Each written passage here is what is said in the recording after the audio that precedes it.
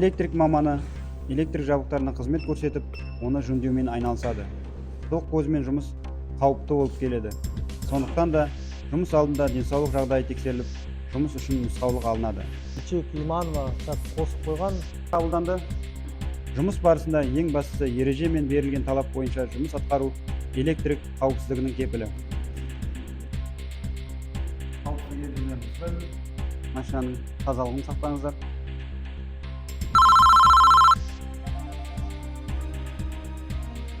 Көрсет аварийный службы. Жақсы, қабылданды. Бригада жіберіледі.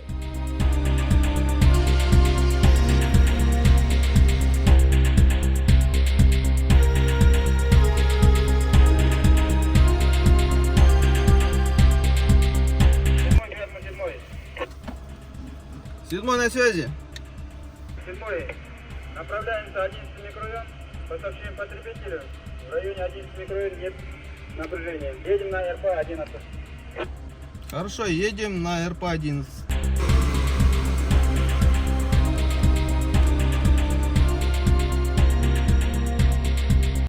На связи 5. РП-11 прибыли. Так, РП-11, Рудейский киловольт, первая, вторая, три. Осмотреть контроль изоляции. Все хорошо, РП-11 Рудейский. Электрик маманы кез келген уақытта жұмысқа әзір болуы тиіс.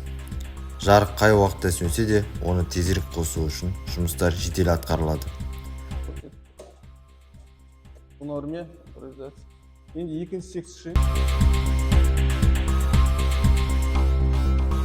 РП-11, Рудейский киловольт. Осмотрели первый, второй секшн. Контролизация в норме. Ячейка 6, ТП-127. Аварийно отключен. Явных повреждений нету? Явных повреждений нету. РП-11, Рудейский киловольт. Ячейка номер 6, в сторону ТП-127. АКЛ-10.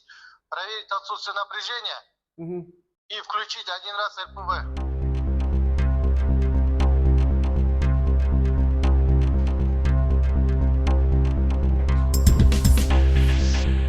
Жұмыста ең басты ережеге бағыну, талап бойынша жұмыстарды ретімен атқару. Азамат электрический перчатканы тексеріп, электрический перчаткамен қолдан. Бұл енді.